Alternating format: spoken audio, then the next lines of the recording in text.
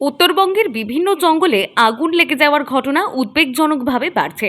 বিশেষ করে জলপাইগুড়ি জেলার জাতীয় ও রাজ্য সড়কের পাশে থাকা বনভূমিগুলোতে বারবার দাউ দাউ করে জ্বলছে আগুন। বন দপ্তর ও পরিবেশ কর্মীরা প্রাণপণ চেষ্টা চালাচ্ছে আগুন নিয়ন্ত্রণে আনতে, তবে বিপদের মেঘ আরও গাঢ়। এই আগুনে ধ্বংস হচ্ছে জীব বৈচিত্র্য, পুড়ে যাচ্ছে ছোট ছোট কীট পতঙ্গ, পাখির ছানা, বনজ উদ্ভিদ। বিশেষজ্ঞরা বলছেন, এই দাবানলের একটি অব্যক্ত কারণ হতে পারে মানুষের অসচেতনতা।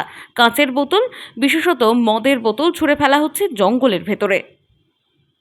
যাওয়ার সময় যদি আপনি রানিং গাড়িতে কেউ স্মোক করে, সেই সিগারেটের বাটটা তো পুরোটা জ্বলে যায় না বা বিড়ির লাস্ট অংশটা পুড়ে যায় না, সেটা যখন কোনো পাতা বা কোনো শুকনো জায়গায় পড়ে তখন ওইটা আপনার পুড়ে যাওয়ার একটা আগুন ধরার একটা বিশেষ কারণ হয়।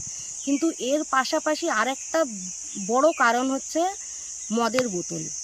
আপনারা সবাই হয়তো লক্ষ্য করেছেন, মদের বোতল কনভেক্স টাইপের হয়, যেভাবে ম্যাগনিফাইং গ্লাসে রোদের ছটাটা পড়ে ওইটা আবার সামনে লেগে ওইখানে যেভাবে আগুন ধরানো হয়, স্টিফাইং গ্লাসটাকে যদি স্ট্রেট ধরলে যেভাবে রোদের ছটা দিয়ে আগুন ধরানো হয়, ঠিক সেই কাজটাই করে আপনার মদের বোতল। আপনি বিশেষ করে দেখবেন ভডকা বা ওয়াইনের বোতলগুলো কনভেক্স শেপের হয়, বিশেষ করে ওর বটমটা। আর কনভেক্স শেপের যে কোনো কাচ দিয়েই আপনি আগুন ধরাতে পারেন, ঠিক ওই ম্যাগনিফাইং গ্লাসের মতন।